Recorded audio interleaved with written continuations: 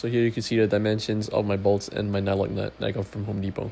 And the bracket I got off eBay for about 12 bucks. I'll have it linked in the description probably. So instead of using the self-locking screws that they gave with the set, I got nylock nuts instead because they hold better, and you can't really take it off without accessing it from the engine bay, which you can see from the video later. And over here, I'm just going to remove the cover, and it's pretty simple. You can use a screwdriver or use your fingernails like what I did right here. And I'm just going to place the cover on just to test where the spots are and to find where to drill.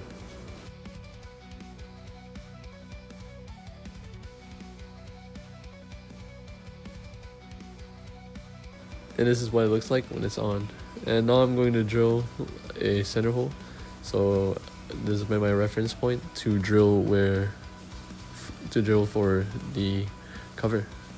And always make sure that for your drill you have a larger size than a 1/4 inch, which is what I had. And I just went from a smaller drill bit to a higher drill bit. For this, I recommend using the 932 if you guys have it. But here I'm just using a 5/16.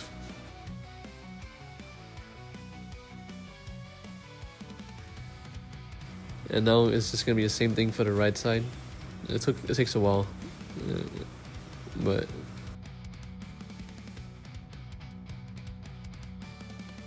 so this is what it looks like after it's drilled, and I'm gonna need to test out to fit the bolt before I install it on. And this is after I referenced both of the holes where I drilled. And the next step for this is to actually take off the cover from the engine bay. And this is how you access the back to install the nylock nut. There's a lot of these tabs and you have to be careful with it, and you can use a screwdriver as well just to prop it up and then pop it out, because you might break it, but it doesn't really matter if you break it because it's just meant to hold it together. And now I've taken it apart. So now I'm gonna use my screwdriver to screw it in to hold it in place while I install the lock nut from the back. And installing the lock nut from the back is mostly by feel because you can't really see it. You have to reach your hand all the way down to screw it in. And here you can see me just screwing it. And with the lug nut, I try to screw it on first and then tighten it with the screw, which you see I'm doing here right here. And the thing with the lug nuts is people can't seal it from the front because it's held by friction. So however hard they turn it, it will just keep spinning in its place, so it will never come out.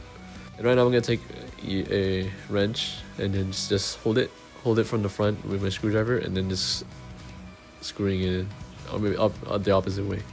So I'm holding it with my screwdriver. I'm holding my wrench and screwing it with my screwdriver. And I'm going to do the same thing on the right side. And the right side might be a little harder because you have to reach in from the right side, and it feels a little smaller for the space.